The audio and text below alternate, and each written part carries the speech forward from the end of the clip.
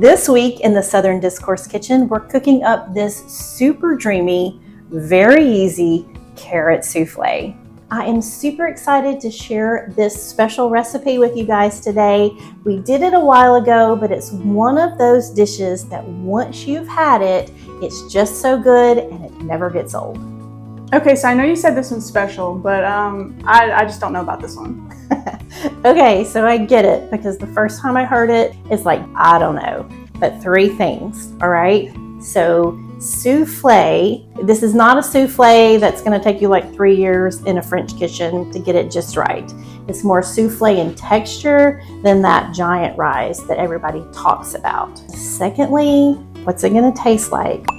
If you like sweet potatoes, this is gonna be your dish.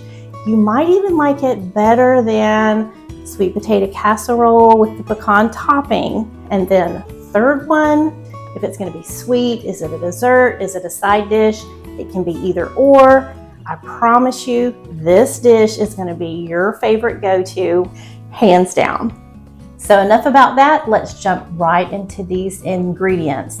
We've got a little brown sugar, we've got some flour, then we have salt, baking powder, cinnamon, of course, 2 pounds of carrots. Then we've got evaporated milk, vanilla extract, butter, white granulated sugar, large eggs, and then we'll use some orange zest. So the only things we're going to use in this recipe, other than our usual pots, pans, cutting board, and kitchen knives, is a vegetable peeler and a blender. If you don't have a blender, you can use a large food processor, and I've linked my favorite blender in the caption below. To get started, we're going to take our carrots and our vegetable peeler, and we're just going to peel them. Do you have any shortcuts, or do we have to peel all these carrots? I don't mind peeling them. To me, it doesn't take that long, but if you were pressed for time, you could use the baby carrots that you find in your grocery store because they've already been peeled. After I peeled my carrots, I put about a 5-quart pot of water on the stove top. I salted it with about a tablespoon of salt, and I've got it boiling so that when I get through with the carrots here, we can put them right in the water and we're not wasting any time. You can see I'm chopping my carrots. We want to do about a 1/2 inch to 1 inch pieces. We want to keep them about the same size, that way that they will cook through all in about the same amount of time. So here is that pot of boiling water we were talking about. We've got all of our carrots, and we're just gonna put them in that water. And we're gonna let them boil until they get fork tender. It usually takes about 10 minutes.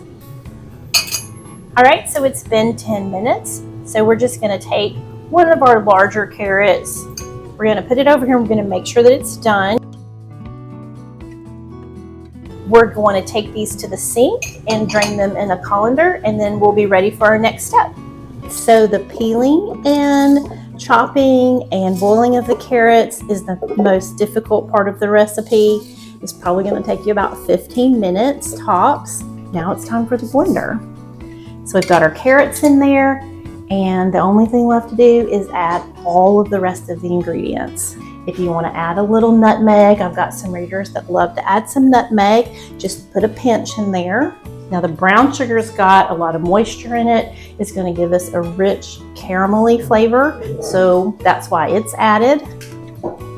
When I say this is an easy recipe, y'all, this is one of the easiest things that I make at the holidays. It's just a really good dish. Anytime you think sweet potatoes, you can also serve this. So what we're gonna do is we're just gonna turn our blender on low until everything is mixed up.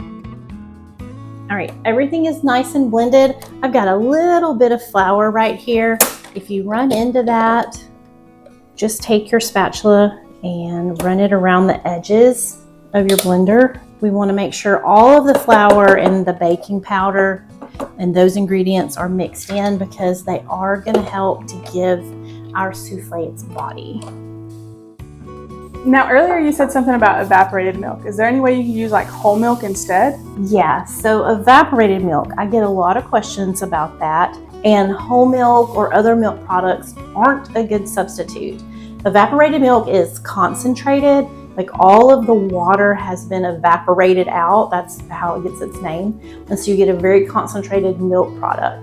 It's really rich, it's really creamy, so it's gonna add some extra flavor and richness to this dish that you're gonna want to have. So now we're ready to put this in our casserole dish. We've got a 2-quart casserole dish, or you can use an 8x8 glass dish. I've greased the bottom, and just to make sure there's not any oil on the side, I'm using a paper towel and I'm running it right around the sides of my dish. Now I want to keep the sides clean because even though our souffle doesn't rise a lot, it does need the sides of the dish to hold on to and kind of climb and rise the little bit that it's going to rise as it bakes.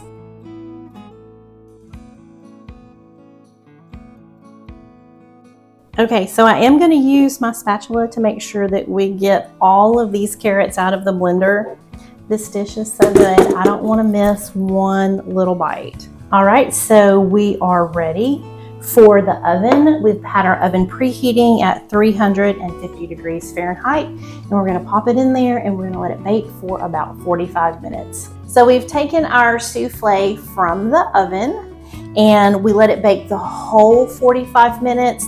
A few tips: you're going to want to let it cook all the way to that 45-minute mark, and you're going to have to resist the temptation of like opening the oven door to look at it. You want to keep that door closed until the very last minute, and then you'll know that your souffle is done when there's just a tiny bit of jiggle in the middle, and then you can pull it out. You can let it rest for about 5 to 10 minutes before you serve it. Let's talk about some serving suggestions. So there are a few things that you can do to make this dish even more appetizing than it already is. So it smells delicious, it's warm, it's got all those warm spices, and your house is going to smell really good while you're cooking it. I love to take a little powdered sugar in a small mesh strainer and just gently powder right across the top. And then with these flavors, a little bit of orange is delicious. So I'm gonna zest. So let's get in here because I want you to see the texture of this souffle. Look at how delicious that is. Guys, you have to believe me when I tell you you've never had carrots like this before. Let's talk about how you can serve this as a really special semi-sweet dessert. I like to put it in a coupe like this. We've got our spoonful, and if you have a little sprig of mint, I just have parsley today, but you get the idea. If you have a little sprig of mint, you could put that in there, and then you've got this really pretty special dessert that you can serve. So no matter how you serve this, whether it's on the side of some sliced turkey or ham, or as a special dessert, it's always going to be a surprise and a delight for your guests. And I promise you, they'll never look at carrots the same way again. So if you like this recipe, don't forget to subscribe. Not just to the YouTube channel, but to southerndiscourse.com, where I'm always cooking up the Southern food that you know and love. From the kitchen to the table, I've got you covered.